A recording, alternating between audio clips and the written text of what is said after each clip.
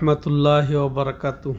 ওয়ালাইকুম আসসালাম ওয়া রাহমাতুল্লাহ। আলহামদুলিল্লাহি রাব্বিল আলামিন ওয়াল আকিবাতুল লিল মুত্তাকিন ওয়াসসালাতু ওয়াসসালামু আলা আশরাফিল আমবিয়াই ওয়াল মুরসালিন নবিয়িনা মুহাম্মদ ওয়া আলা আলিহি ওয়া সাহবিহি ওয়া মান তাবিআহুম বিইহসানিন ইলা ইয়াউমিদ্দিন, আম্মা বা'দ। সম্মানিত দূরের ও কাছের দর্শক ও শ্রোতা মণ্ডলী, আল্লাহ রাব্বুল আলামিনের অশেষ মেহেরবানিতে আমরা প্রতি সপ্তাহে আজকে আমাদের কিতাবুত তাওহীদের ৩৮তম অধ্যায় শুরু করতে যাচ্ছি।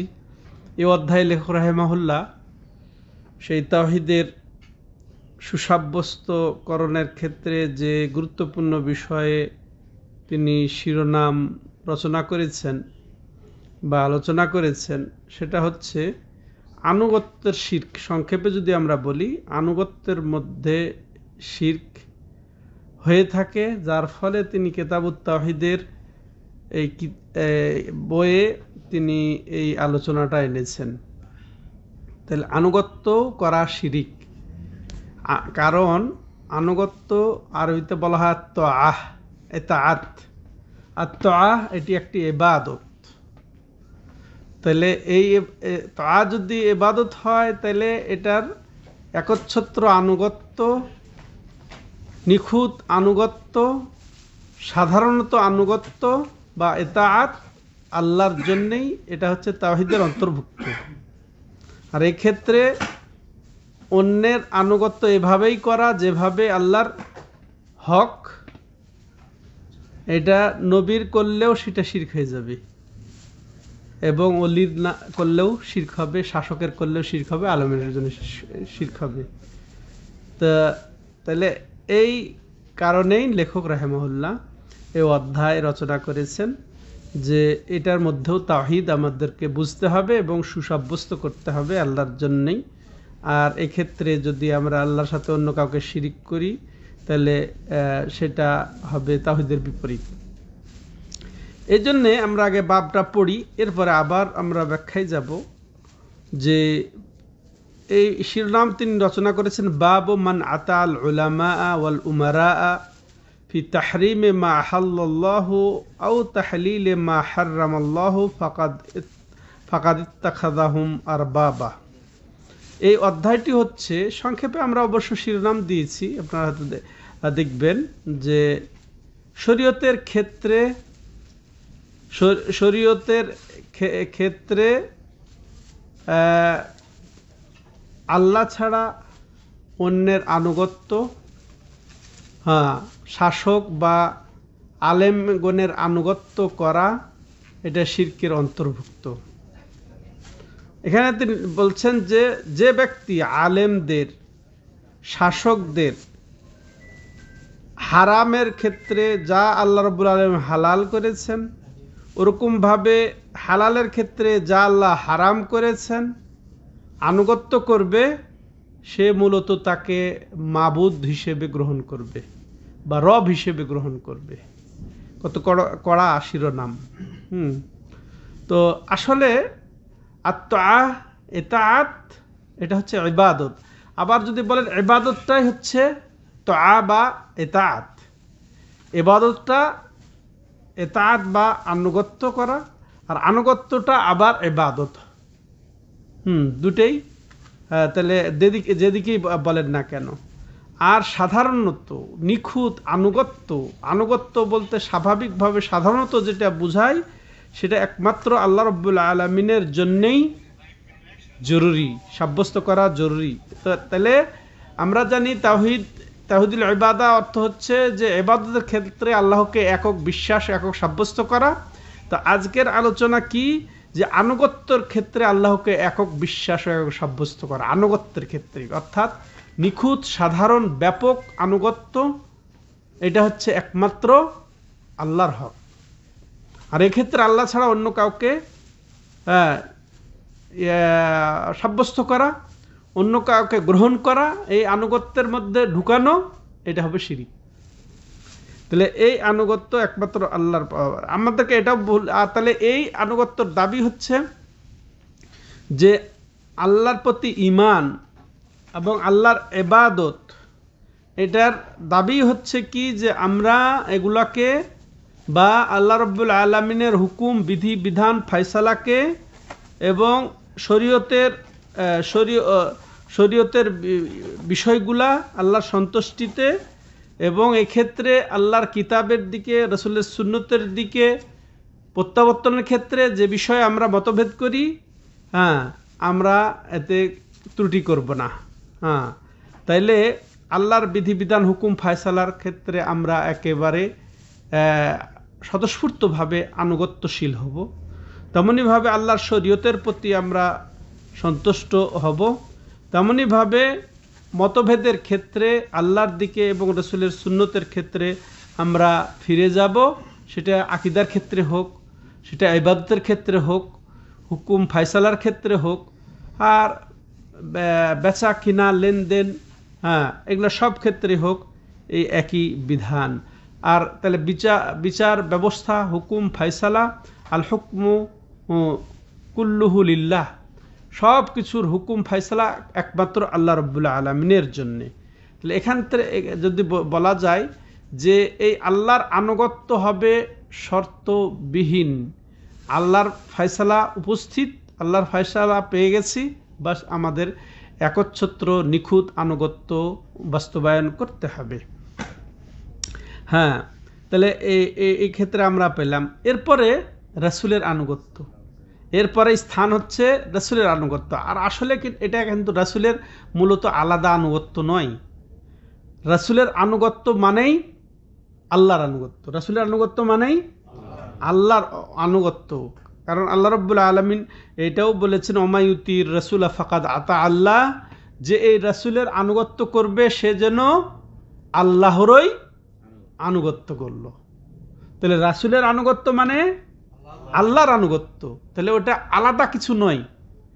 রাসূলের যে আমরা আদেশ নিষেধ মেনে চলি সেগুলো মূলত কার? আল্লাহর। আল্লাহ তার সাক্ষ্য, আল্লাহ তার সাক্ষী দিয়ে বলছেন, ওয়া ইয়ানতিকু আনিল হাওয়া ইন হুয়া ইল্লা ওয়াহয়ু ইউহা, এই রাসূল একটি কথাও বলেন না যতক্ষণ পর্যন্ত তাকে ওয়াহি না করা হয়, তাকে যতক্ষণ পর্যন্ত জানানো না হয়, তাকে তার প্রতি রিসালত না আসে বা তাকে ওয়াহি না করা হয়, ততক্ষণ পর্যন্ত তিনি কিছু বলেনও না, কিছু করেনও না। তাইলে তার করা, তার বলা, এটাই তো আনুগত্য। এটা মূলত কার আনুগত্য হলো? আল্লাহর আনুগত্য হলো। তো এখানে স্পষ্ট হয়ে গেল। এবার আসেন আরেক শ্রেণীর আনুগত্য, সেটা কার? আমিরদের, যেটা শাসকদের, যেটা আমাদের শিরোনাম, শাসকদের আনুগত্য এবং আলেমদের আনুগত্য। এটা আমরা করে থাকি, তাই কি না? তবে এই আনুগত্যটা শর্ত সাপেক্ষ। আগের আনুগত্য ছিল শর্তবিহীন, শর্তের এখানে কোনো সুযোগ নেই। আল্লাহর ফয়সালা, আল্লাহর পক্ষ থেকে যে ফয়সালা রাসূলের দ্বারা হয়েছে সেটা বাস্তব, তিনি করে দেখিয়েছেন।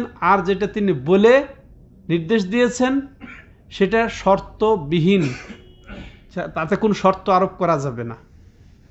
কিন্তু পরবর্তী তৃতীয় যেটা আনুগত্যের কথা বলছি, শাসক এবং আলেমদের আনুগত্য, এটা শর্ত সাপেক্ষ আনুগত্য। যদি এটা আল্লাহর আনুগত্যে হয়, আল্লাহর অনুসরণে হয়, আল্লাহর ইবাদত বান্দেগীর ক্ষেত্রে হয়, আল্লাহর শরীয়তের ক্ষেত্রে হয়, তাহলে তারও আনুগত্য করতে হবে। আর সেটাও ওই তো তার আনুগত্য হলো না মূলত। তাহলে আনুগত্যের তাওহীদ আমাদেরকে বুঝতে হবে কি? আনুগত্য বলতে সম্পূর্ণ আনুগত্য কার? আল্লাহর। আর এর ওপরেই ভিত্তি হচ্ছে রাসূলের আনুগত্য, এর ওপরে ভিত্তি হচ্ছে আলেম শাসকদের আনুগত্য। তাহলে মূল একটাই আনুগত্য, নিখুঁত আনুগত্য, ব্যাপক আনুগত্য একমাত্র আল্লাহর। আর এইটাই হচ্ছে তাওহীদ, একমাত্র আল্লাহর মানি তো তাওহীদ, আর অন্য কারো নয় এটা। আর এটাই আল্লাহ রাব্বুল আলামিন সূরাতুন নিসার 59 নম্বর আয়াতে বলছেন যে ইয়া আইয়ুহাল্লাযীনা আমানু আতিউল্লাহা ওয়া আতিউর রাসূলা ওয়া উলিল আমরি মিনকুম ফাইন তানাযাতুম ফি শাইইন ফারুদ্দুহু ইলাল্লাহি ওয়ার রাসূল ইন কুনতুম তুমিনুনা বিল্লাহি ওয়াল ইয়াউমিল আখির যালিকা খায়রুন ওয়া আহসানু তাওয়িলা। ওহে ঈমানদারগণ, আল্লাহ ইমানদারদেরকে সম্বোধন করছেন যে যারা তোমরা বিশ্বাস করো এবং স্বীকৃতি দাও অন্তর থেকে মুখ দিয়ে, এবং যারা আমল করো, যারা আনুগত্য করো, আমল করো যারা, তারা শোনো যে কি তোমরা আনুগত্য করো কার? আল্লাহর। তারপরে আনুগত্য কার? রাসূলের। এরপরে আনুগত্য করবে তোমরা তোমাদের আমিরদের। অর্থাৎ আমির বলতে এখানে দুই প্রকার লোককে বোঝানো হয়েছে, যেটা আমাদের শিরোনামে, তোমাদের শাসক এবং আলেমদের আনুগত্য করবে। এখানে আল্লাহ রাব্বুল আলামিন আতিউল্লাহ ওয়া আতিউর রাসূল বলেছেন, ইতাআত করবে আল্লাহর এবং ইতাআত করবে রাসূলের। এরপরে কিন্তু আল্লাহর বলেন নাই আতিউলিল আমর, এবং তোমরা তোমাদের শাসকদের ইতাআত করবে, এটা বলেন নাই। এই শুধু এইভাবে ছেড়ে দিয়েছে ওয়া উলিল আমরি মিনকুম, ওয়াও দিয়ে, যে এবং তোমরা আনুগত্য করবে শাসকদের, কিন্তু আনুগত্য শব্দটা উল্লেখ না করে আগে আনুগত্য ওটা ব্যবহার হয়ে গেছে। তাইলে ওর দ্বারা বোঝানো হচ্ছে কি, যে এটা স্বতন্ত্র কোনো আনুগত্য নয়, এই আনুগত্যর ভিত্তি হচ্ছে আল্লাহর। অর্থাৎ যে শাসক, যে আলেম, যে ইমাম, হ্যাঁ, কোরআন সুন্নাহ ভিত্তিক, আল্লাহ প্রদত্ত, রসুল প্রদর্শিত বিধি বিধান, হুকুম, আহকাম, ফায়সালা, আমল, ইবাদত, শরীয়ত, এগুলার যার নির্দেশ দিবে তারও তোমরা আনুগত্য করো, তারও তোমরা অনুসরণ করো। তাইলে এটা আলাদা কিছু নেই। তাইলে এখানে এই আনুগত্য, আলেমদের আনুগত্য এখানে আলাদা কিছু নয়। কেউ যদি শুধু আলেমদের আনুগত্য করে বেদাত, কারণ এই আলেমদের মাধ্যমে, এই শাসকদের মাধ্যমে হয়েছে শরীয়ত পরিবর্তন। আল্লাহ কি বলছেন? কঠোর ভাষায় বলছেন, আম লাহুম শুরাকাউ শারউ লাহুম মিনাদ-দীন মা লাম ইয়াযাম বিহিল্লাহ ওয়ালাউলা কালিমাতুল ফাসলা কুদিয়া বাইনাহুম। তাদের কি এমন কোন শরীক আছে?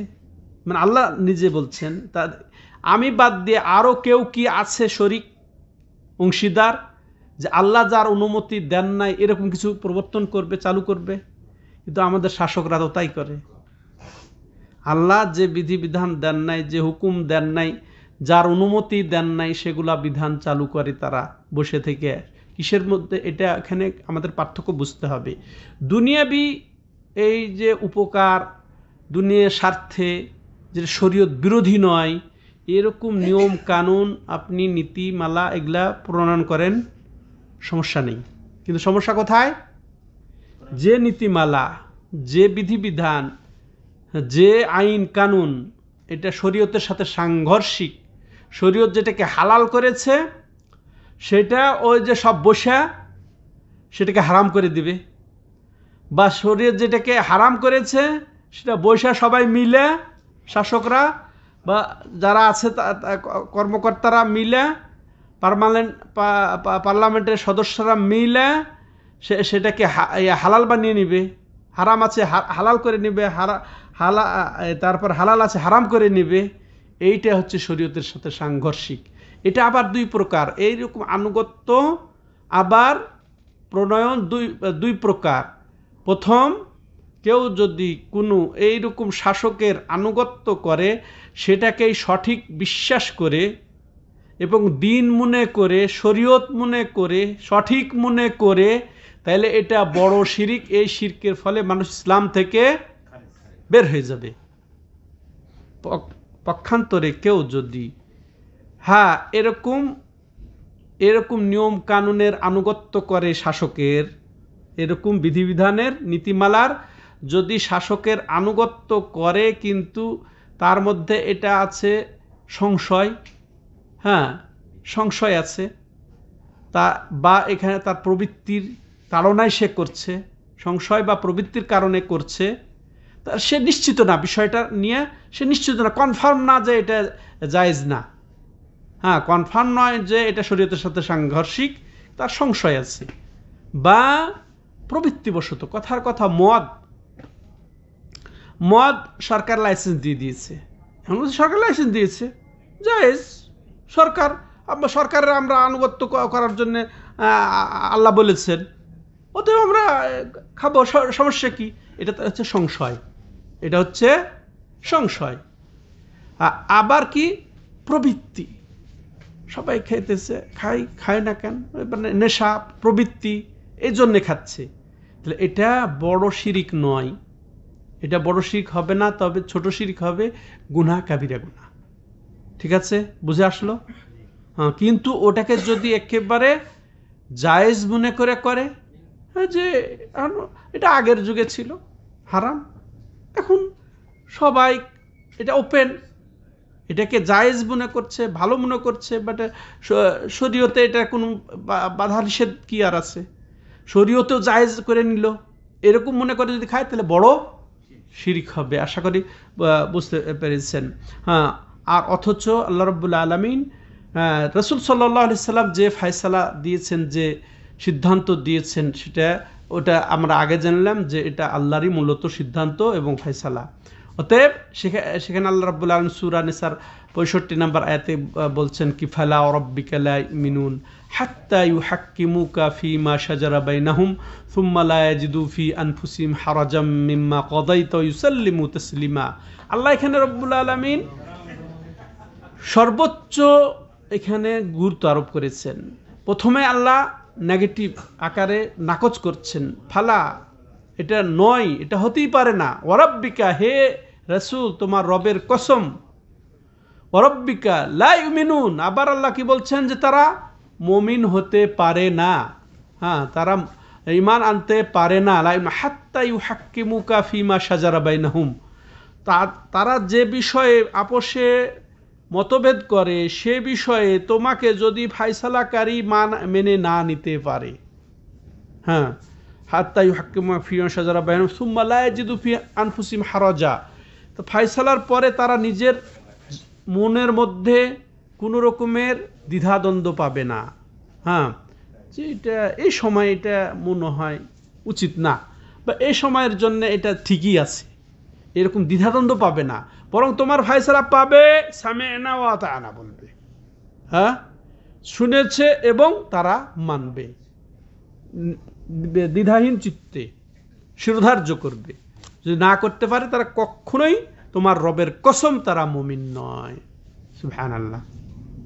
তাহলে এখানে মূলত হচ্ছে কি, যে কোনো কিছুকে যেটা আল্লাহ রাব্বুল আলামিন হালাল করেছেন ওটা শাসক বর্গের কারণে বা আলেমরা ওটা বলেছে যে এটা হারাম, বাস ওটা সে হারাম মনে করে নেওয়া।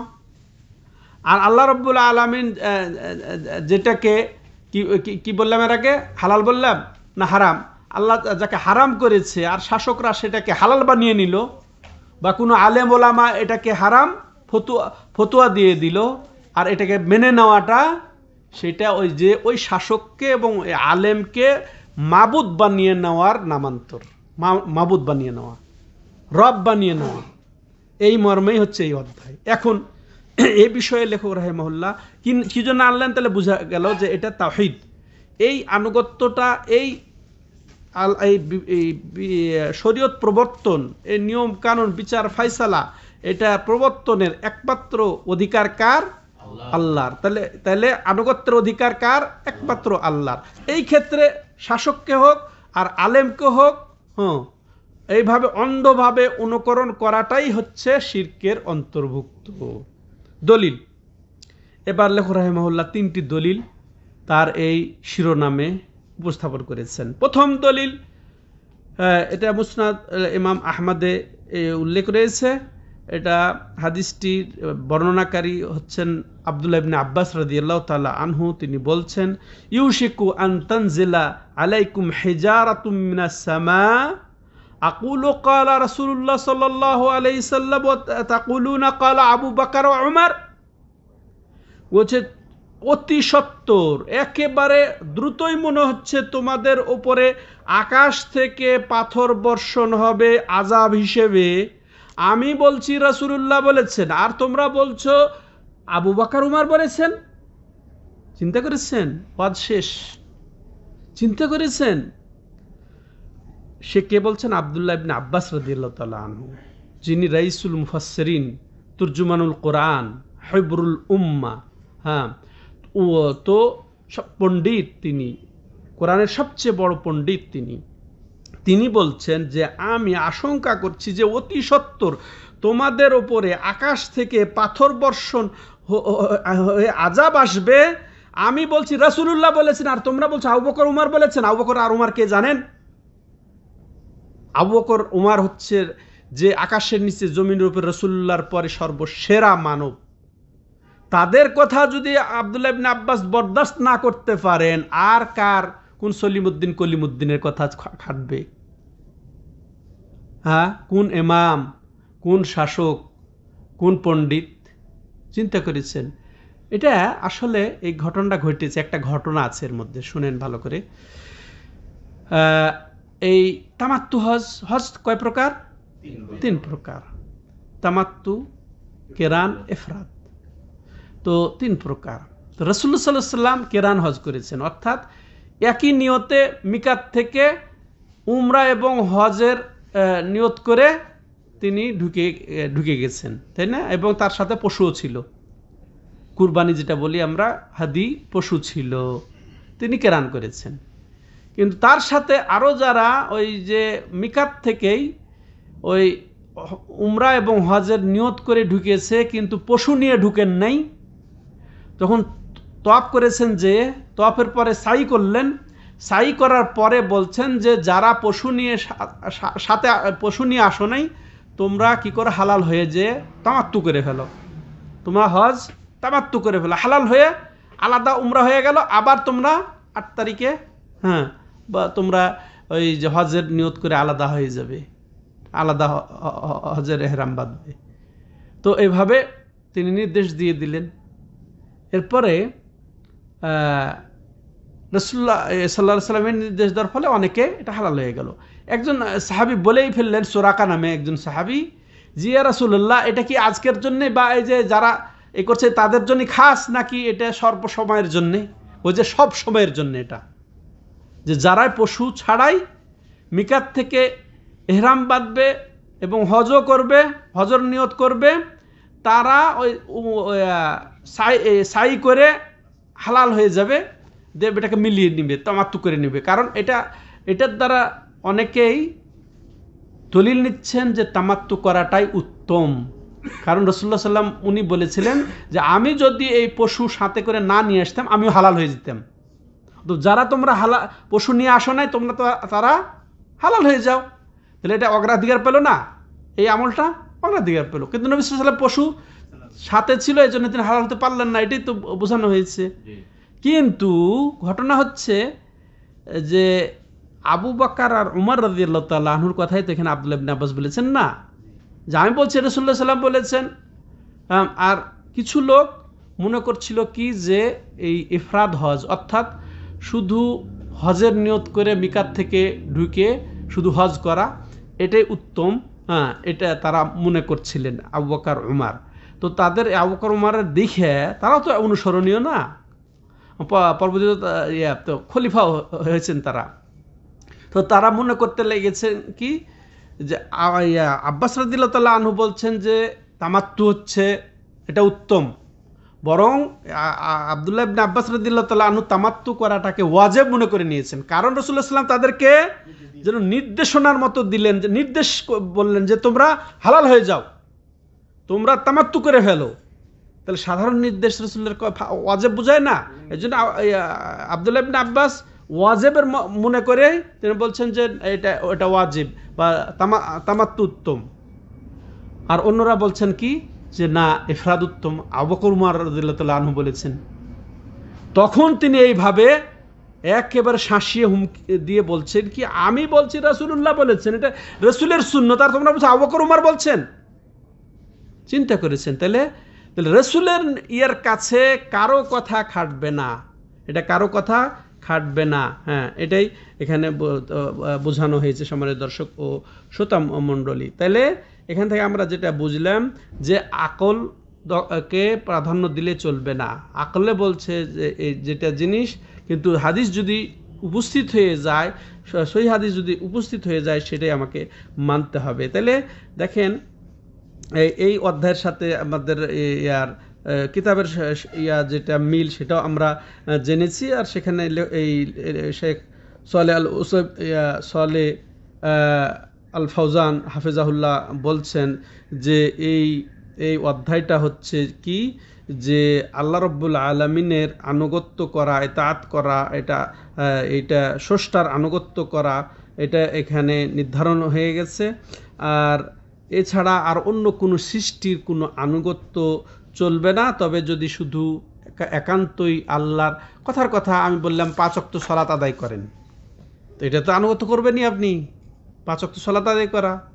কিন্তু এই ক্ষেত্রে আপনার আনুগত্য জরুরি, আলেমদের আনুগত্য জরুরি। হ্যাঁ, এক্ষেত্রে আনুগত্য করতে পারবেন। কিন্তু আমি শরীয়তের নামে বললাম যে আজকে থেকে আমরা 6 ওয়াক্ত সালাত আদায় করি আসেন, আমি খারাপ বললাম নাকি?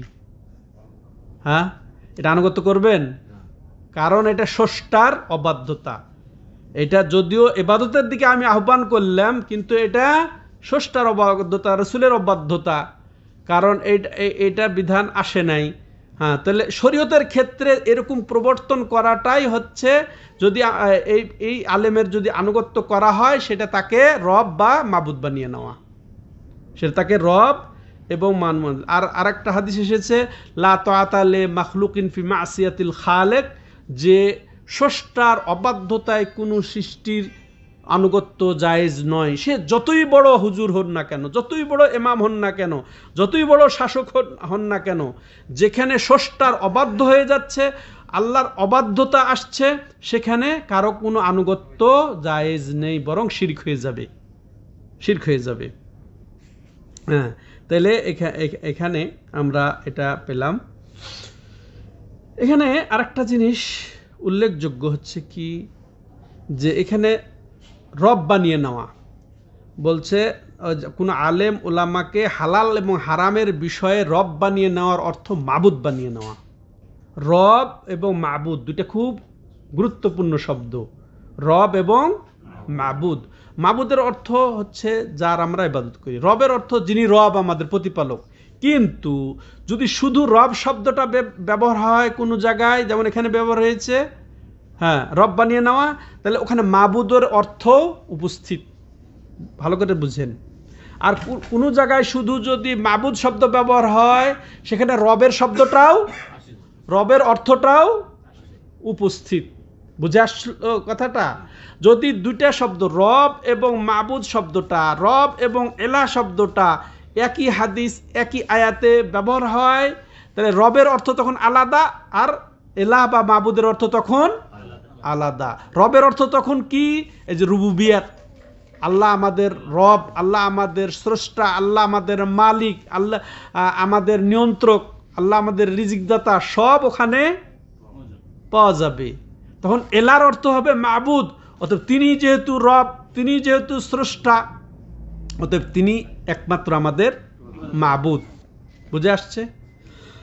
এখানে রব বানিয়ে নেওয়া হালাল হারামের ক্ষেত্রে অর্থ এখানে মাবুদ বানিয়ে নেওয়া, এটা আমরা যেন বুঝি। হ্যাঁ, তাহলে রাসূলের প্রতি ঈমান, তাহলে দাবি হচ্ছে কি, যে রাসূলের আনুগত্য করতে হবে এবং রাসূলের কথাকে অগ্রাধিকার দিতে হবে। হ্যাঁ, রাসূলের পর যত সৃষ্টি, যত বড় আলেম হন, যতই বড় শাসক হন, যতই বড় আমির হন না কেন, সবার কথার উপরে প্রাধান্য আসবে কার?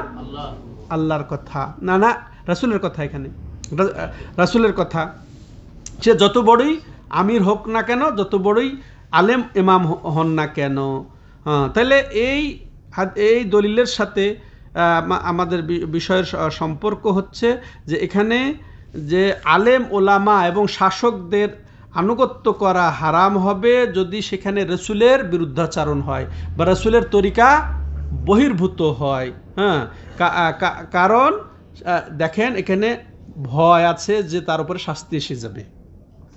যদি রাসূলের তরিকা বহির্ভূত কোনো আলেম ওলামা বা শাসকের আনুগত্য করে ফেলে, তাহলে তার উপরে আযাব এসে যাবে, শাস্তি এসে যাবে। তাহলে এটা হারাম।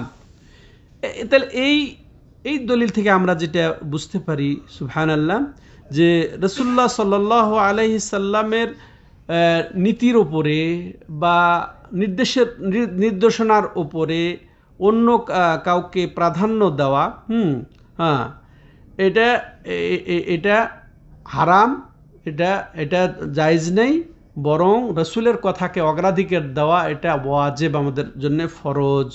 যে যত বড় ইমাম হন না কেন, যত বড়ই, যেখানে আবু বকর, এর মোকাবেলায় দুনিয়ার সকল ওলি মিলে যদি সকল ইমাম, সকল আলেম এক হয়ে গেলে কি আবু বকর রাদিয়াল্লাহু আনহুর একার সমান হবে? হ্যাঁ, অত যে যত বড়ই ইমাম হন না কেন, যত বড়ই শাসক হন না কেন, যে তাইলে রসুলের কথার উপরে তার কথার প্রাধান্য আসবে না, এটা আমরা বুঝলাম। দ্বিতীয়ত, যে রসুল্লাহ সাল্লাল্লাহু আলাইহি ওয়াসাল্লামের বিরুদ্ধাচরণে আযাব এসে যেতে পারে, যেটা আব্দুল্লাহ ইবনে আব্বাস আশঙ্কা করেছেন, যা আমি আশঙ্কা করি তোমাদের উপরে আকাশ থেকে পাথর এসে তোমাদের উপরে শাস্তি হবে। তাহলে শাস্তি আসতেই পারে, তাই না?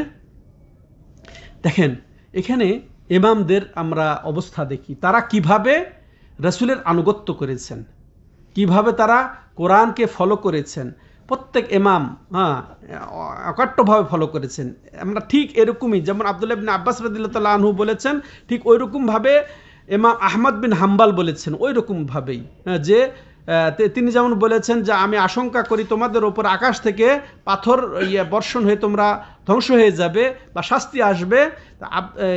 আহমদ বিন হাম্বাল তিনি বলছেন, আজিবতু লিকাউমিন আরাফুল ইসনাদ ওয়া সিহহাতা ইয়াযহাবুনা ইলা রায়ে সুফিয়ান ওয়াল্লাহু তাআলা ইয়াকুল ফালিয়াহযারিল্লাযিনা ইউখালিফুনা আন আমরিহি আন তুসিবাহুম ফিতনাতুন আও ইউসিবাহুম আযাবুন আলীম।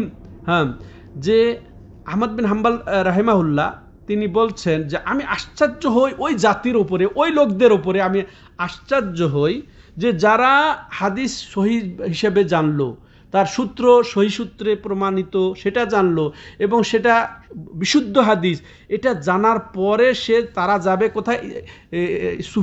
সুফিয়ান সাউরির কথার দিকে যাবে, সুফিয়ান সাউরির মতের দিকে। আর সুফিয়ান সাউরি কে জানেন? ইনিও প্রখ্যাত তাবেই, প্রখ্যাত তাবি, প্রখ্যাত মুহাদ্দিস, মহাপণ্ডিত শরীয়তের, আনুগত্যশীল অনুসরণীয় একজন ইমাম তিনি ছিলেন। তারপরও ইমাম আহমদ বিন হাম্বাল বলছেন কি, যে আমি ওই সমস্ত লোকদের উপরে আশ্চর্য হই যে যারা রসুলের হাদিস সহি সূত্রে সে জেনেছে, বুঝেছে, তার কাছে এসেছে, আর সে সুফিয়ান সাউরির মতের কাছে যাচ্ছে। আমি আশ্চর্য হই।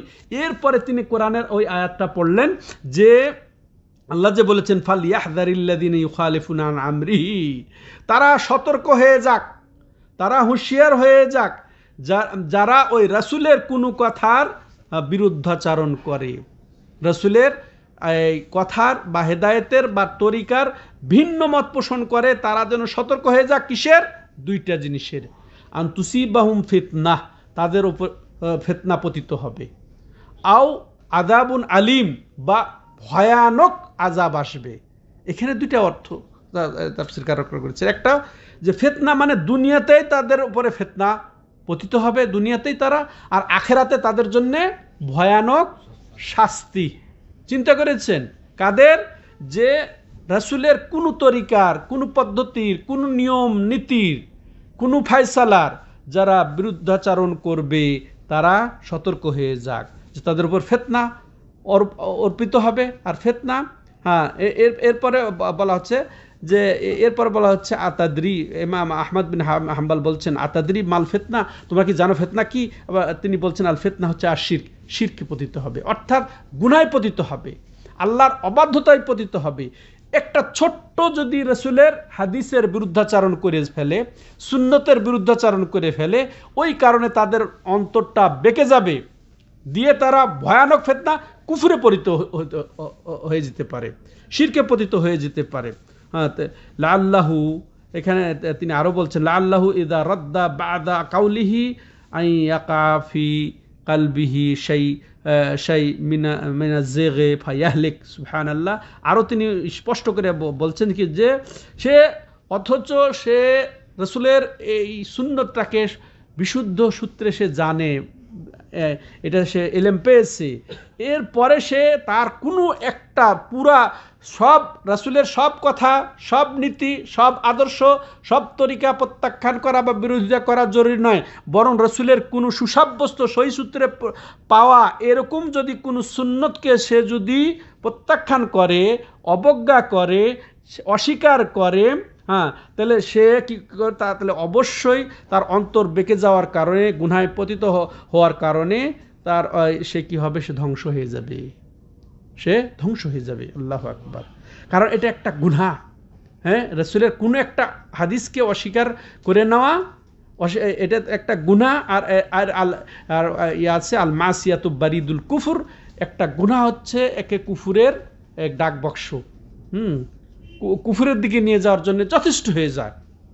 আমার তো দর্শক ও শ্রোতা মণ্ডলী, এটা ভয়াবহ। অতএব দেখেন, রাসূল সাল্লাল্লাহু আলাইহি সাল্লামের কথা আসলে সেখানে আর আমাদের কোনো চলবে না। অথচ দেখেন ইমামদের অবস্থান, আবার 4 জন ইমাম, এই যে তার মধ্যে একটা আহমদ বিন হাম্বলের কথা শুনলেন আপনারা, হ্যাঁ, যে তিনি কি বলছেন, আমি আশ্চর্য হই জাতির যে যারা সহিহ সূত্রে হাদিস পেল, অথচ এটা ওই সুফিয়ান সাউরি, ইমাম সুফিয়ান সাউরির দিকে তারা চলে যায়, একই না ওই আগের যেটা বলল এখন। তাইলে দেখেন আবু বকর উমর রাদিয়াল্লাহু তাআলা আনহুর কথা চলবে না, যেখানে রাসূলের কথা সুন্নত যেখানে উপস্থিত, সেখানে সুফিয়ান সাউরির কথা চলবে না।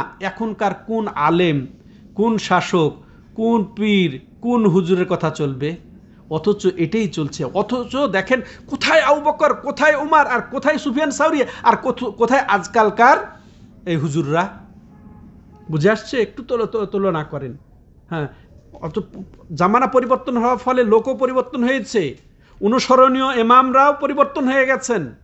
কোথায় খোলাফায়ে রাশিদিনের তারা, হ্যাঁ, কোথায় তার পরবর্তী তাবেঈনে কেরাম, আর কোথায় আজকালকার হুজুররা? অথচ আবু বকর উমরের চেয়ে প্রাধান্য দিয়ে আজকালকার এই ইমামদের কথাকে এইভাবে একেবারে আল্লাহর মতো করে মানা হয় তাদেরকে। এটাই হচ্ছে শিরক, এটাই হচ্ছে শিরোনামের প্রতিপাদ্য বিষয়।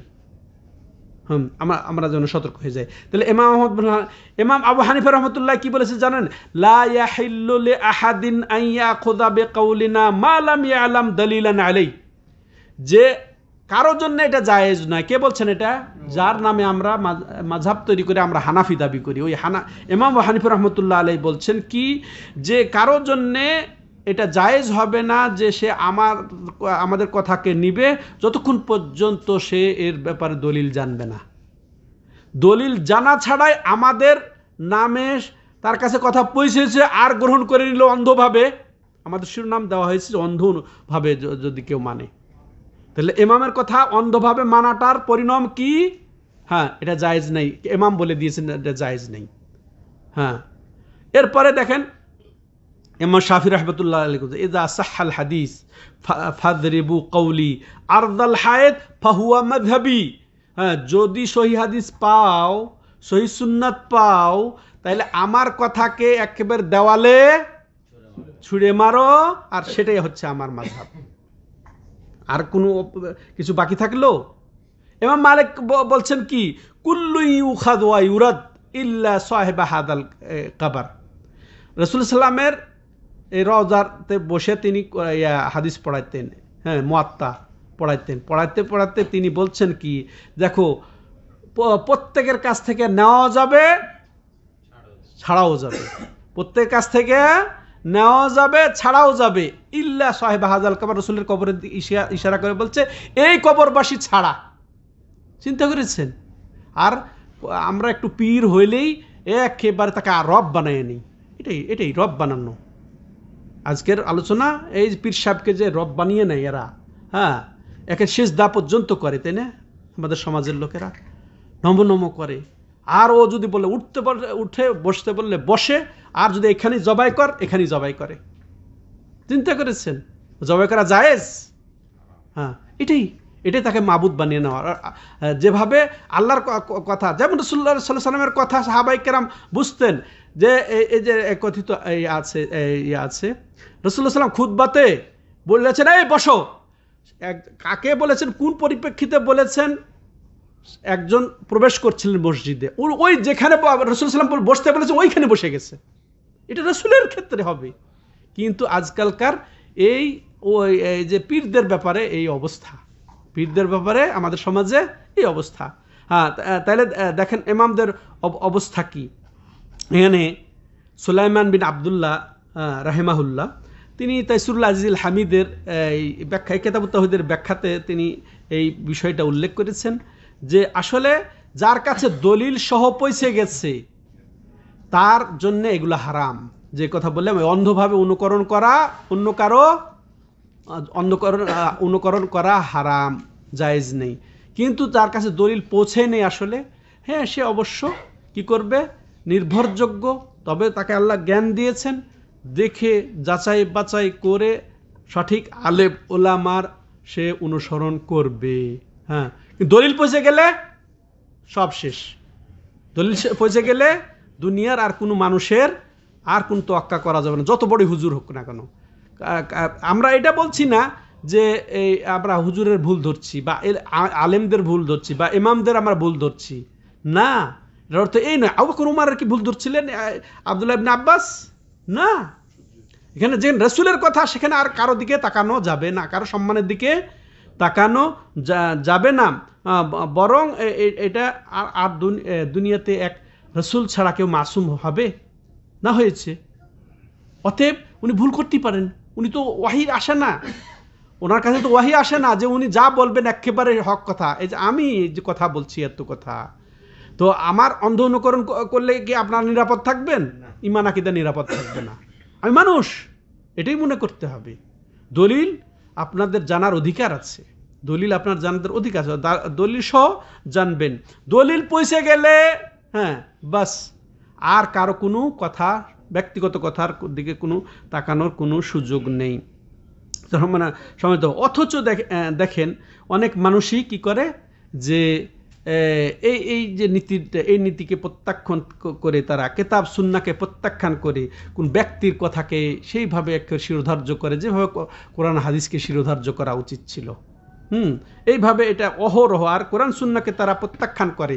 অথচ দেখেন সহিহ বুখারী পড়েন তারা, সহিহ মুসলিম পড়েন তারা, এখানে যে আকীদার কথা আছে, যে ঈমানের বর্ণনা আছে, যে তাওহীদের বর্ণনা আছে, সহিহ বুখারী কিতাবুত তাওহীদ যেভাবে সুসাব্যস্ত করা আছে, এটা পড়ানো হয় কিসের কারণে পড়া হয়? আমলের জন্য নয়, এখান থেকে আকীদার গ্রহণের জন্য নয়, এখান থেকে রাসূলের সুন্নত পাওয়ার জন্য নয়, সুন্নতকে সুসাব্যস্ত করার জন্য নয়, বরং ওই যে বরকতের জন্যে বা ডিগ্রির জন্যে। হ্যাঁ, দাওরা পাশ করেছে, সহিহ বুখারী পড়ছে, হ্যাঁ, কুতুবুস সিত্তা শেষ করেছে, এই সুনামের জন্যে।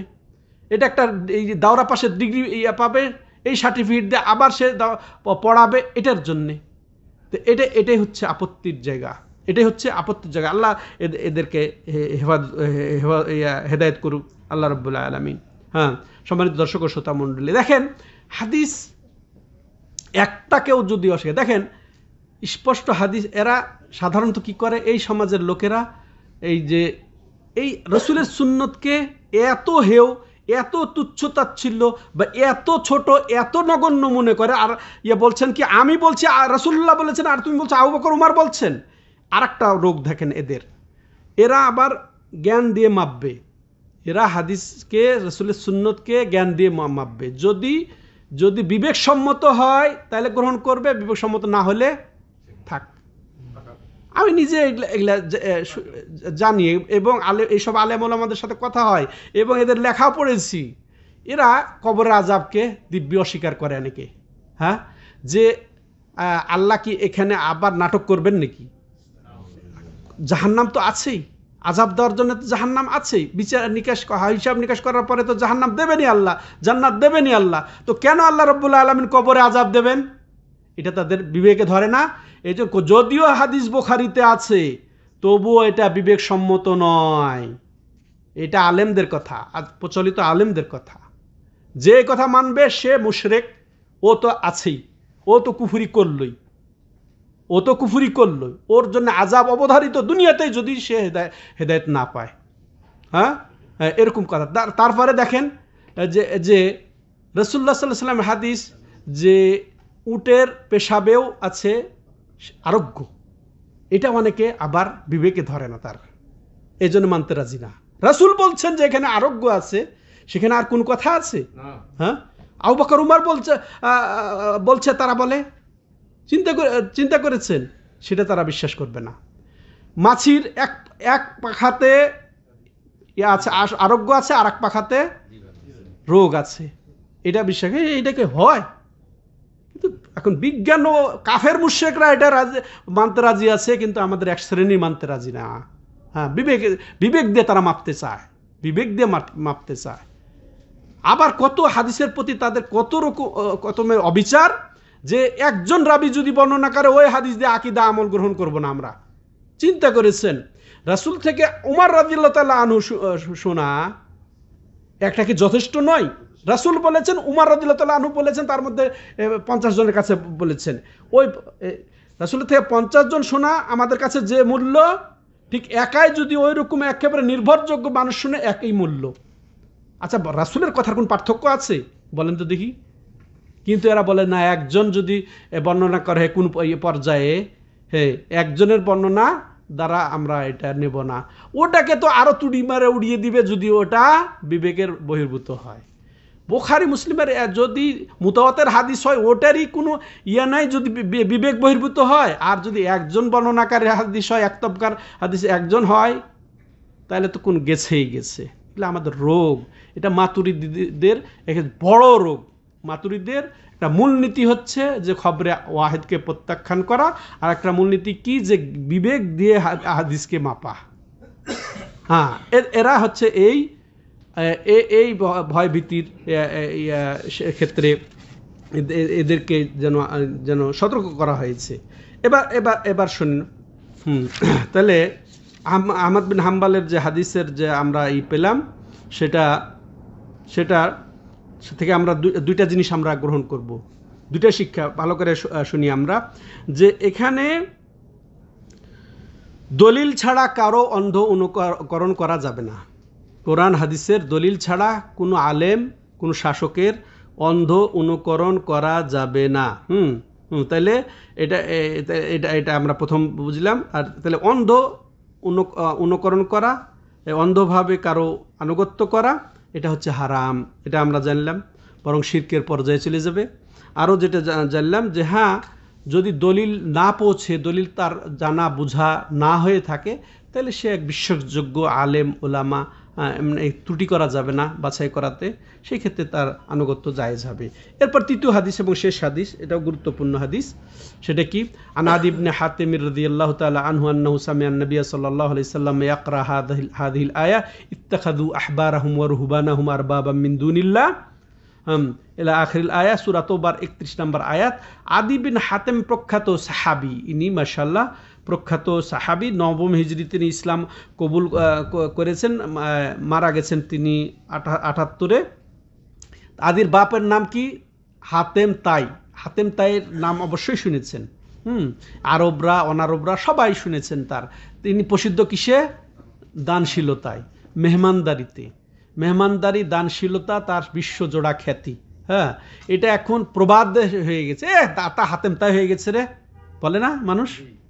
কয় কেউ যদি বড় দানশীল হয়, হাতেম তাইয়ের চেয়ে বড় দানশীল। এটা একটা উপমা, এটা একটা দৃষ্টান্তের বিষয় হয়ে গেছে। তারই ছেলে আদি। হাতেম তাই ও তো মারা গেছে, ও যা পাওয়ার পেয়ে গেছে দুনিয়াতে খ্যাতি। রাসূলকে যখন বলেছেন, আদি বলতে গেছিল যে আমার বাবা এই এত এত এত দান করেছে, এত এত মেহমানদারি, অসহায়ের সহায় ছিলেন, এই ছিলেন সেই ছিলেন, যা চেয়েছে সে পেয়ে গেছে। কি চেয়েছিল সে? আর জিকির, মানে তার চর্চা হোক সেটা চেয়েছিল, চর্চা হচ্ছে, হবে, সেটা রাসূল দেখেন তিনিও বুঝেছেন যে তার চর্চা কিয়ামত কাল পর্যন্ত থেকেই যাবে। তো যা চেয়েছে সেটা পেয়ে গেছে, কিন্তু পরকালে তার কোনোই অংশ নেই। ঠিক আছে, সেই আদি, হ্যাঁ, হাতেম তাইয়ের ছেলে আদি, উনি বর্ণনা করছেন যে তিনি নিজে বলছেন নিজের কথা, যে তিনি যখন রাসূলুল্লাহ সাল্লাল্লাহু আলাইহি ওয়াসাল্লামকে পড়তে শুনলেন, ইত্তাখাযু আহবারাহুম ওয়া রুহবানাহুম আরবাবাম মিন দুনিল্লাহ, যে এই ইহুদিরা এবং খ্রিস্টানরা, ইহুদিরা তাদের আলেমদেরকে, দেখেন, ইহুদিরা তাদের আলেমদেরকে এবং খ্রিস্টানরা তাদের দরবেশদেরকে, হ্যাঁ, আল্লাহকে বাদ দিয়ে রব বানিয়ে নিয়েছে, অর্থাৎ মাবুদ বানিয়ে নিয়েছে। এখানে যেটা রব এবং মাবুদের অর্থ যেটা বললাম না, এখানে রব বানিয়ে নেওয়ার অর্থ কি? মাবুদ বানিয়ে নিয়েছে। হ্যাঁ, তখন দেখেন এই আয়াত যখন রাসূলুল্লাহ সাল্লামের মুখে কে শুনলেন?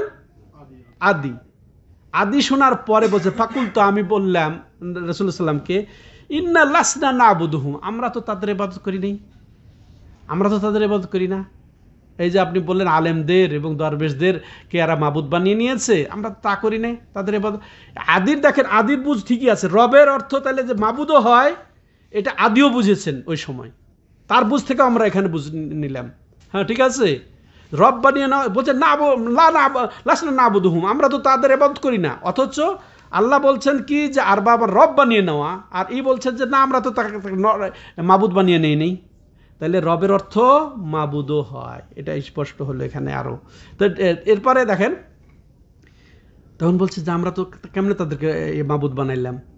আর আদির এখানে বুঝছিল যে মাবুদ বানানোর অর্থ হচ্ছে কি, যে সিজদা করা, রুকু করা, হ্যাঁ হ্যাঁ, তার কাছে সাহায্য চাওয়া, তাকে ডাকা, এটাই মনে করেছিলেন।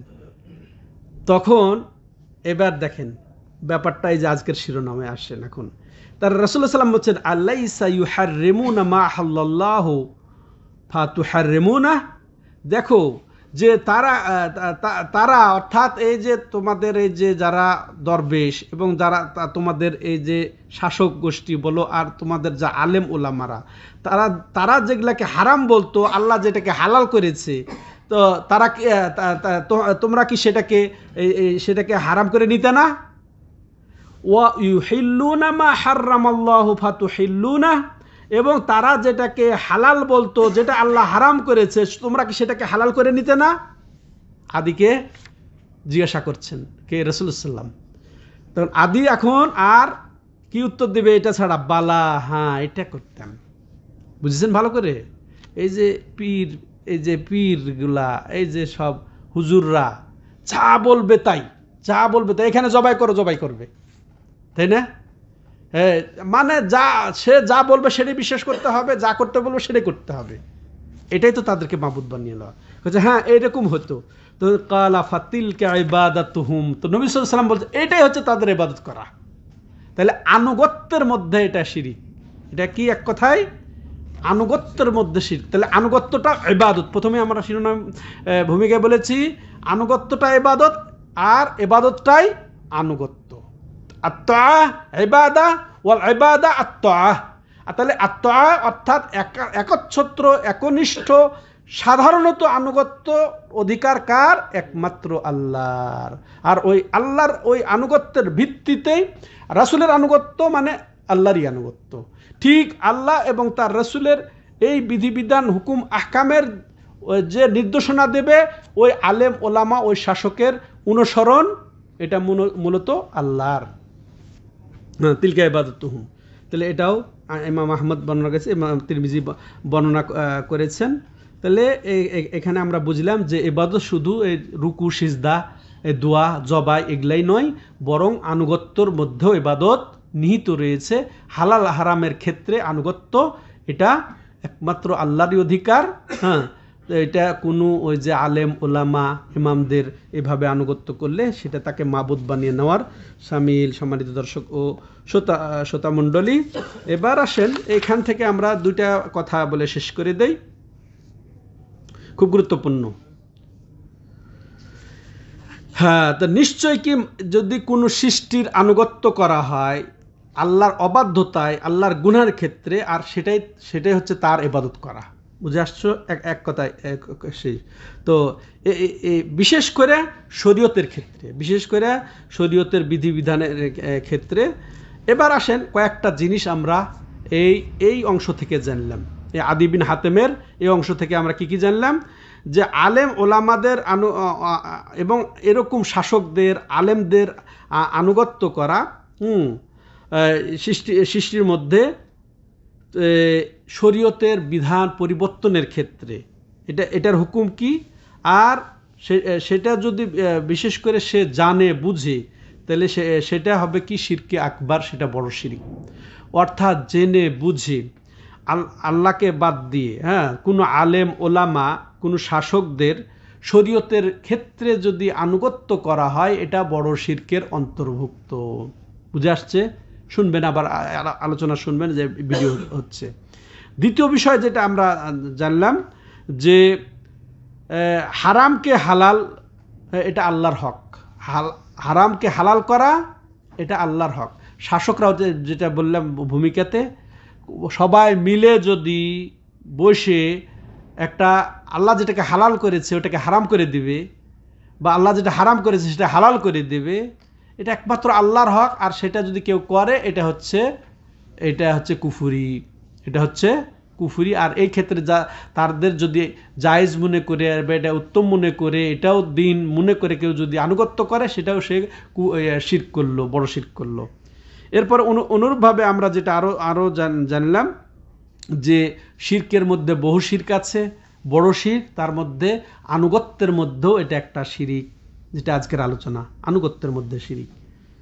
হ্যাঁ, তারপরে আমরা যেটা জানলাম যে ইবাদতের মর্মটা সংক্ষিপ্ত নয়। শুধু সালাত, যাকাত, সিয়াম এটাই শুধু ইবাদত নয়, এটা প্রশস্ত। ইবাদতের বিষয়টা যা কিছু আল্লাহ পছন্দ করেন, যা কিছু আল্লাহ রাব্বুল আলামিন ভালোবাসেন, যা কিছু আল্লাহ আমাদেরকে নির্দেশ দেন সেগুলা পালন করা, যা নিষেধ করেন সেগুলো থেকে বিরত থাকা, সেগুলোই কি ইবাদতের অন্তর্ভুক্ত। তাইলে এই আল্লাহর আদেশ নিষেধের ক্ষেত্রে আল্লাহরই একচ্ছত্র আমাদের আনুগত্য করতে হবে। এই ক্ষেত্রে কোনো শাসক বা কোনো আলেম ওলামার অন্ধ অনুসরণ, আনুগত্য, এই তাকলিদ করাটা হচ্ছে এটা শিরকের অন্তর্ভুক্ত। এবং সেটা যদি শরীয়তের মধ্যে হয়, আর সেটাকে যদি ও যে শাসক বা যে ইমাম বা যে আলেমের যেটা তৈরি বা যেটা প্রবর্তন, হালালকে হারাম, হারামকে হালাল এটা করে দেওয়া, ওটা যদি সেও একমত হয়ে সেটাকে জায়েজ মনে করে, শরীয়ত মনে করে জেনে বুঝে দলিল প্রমাণ পৌঁছা সত্ত্বেও সেটাও সে বড় শিরক করলো, সে ইসলাম থেকে খারিজ হয়ে যাবে। আর যদি ও তো বললাম সংশয় বা প্রবৃত্তির তাড়নায় যদি করে, তাহলেও সেটা ছোট শিরক, গুনার দিক দিয়ে কাবিরা গুনাহ। তো আল্লাহ আমাদেরকে বুঝে এই আনুগত্যের শিরক থেকে আমাদেরকে আল্লাহ রাব্বুল আলামিন বাঁচার তৌফিক দান করেন। আল্লাহ রাব্বুল আলামিন আমাদেরকে তাওহীদকে যথাযথভাবে বুঝে নিজের মধ্যে, পরিবারের মধ্যে, সমাজের মধ্যে সাব্যস্ত করার, প্রচার করার তৌফিক দান করেন। শিরকের যাবতীয় প্রকার থেকে আল্লাহ আমাদেরকে হেফাজত করেন। হাদা হুয়া সাল্লাল্লাহু আলা নবিনা মুহাম্মদ ওয়া আলা আলিহি ওয়া সাহবিহি আজমাইন। সুবহানাকাল্লাহুম্মা ওয়া বিহামদিকা আশহাদু আল্লা ইলাহা ইল্লা আনতা আস্তাগফিরুকা ওয়া আতুবু ইলাইক।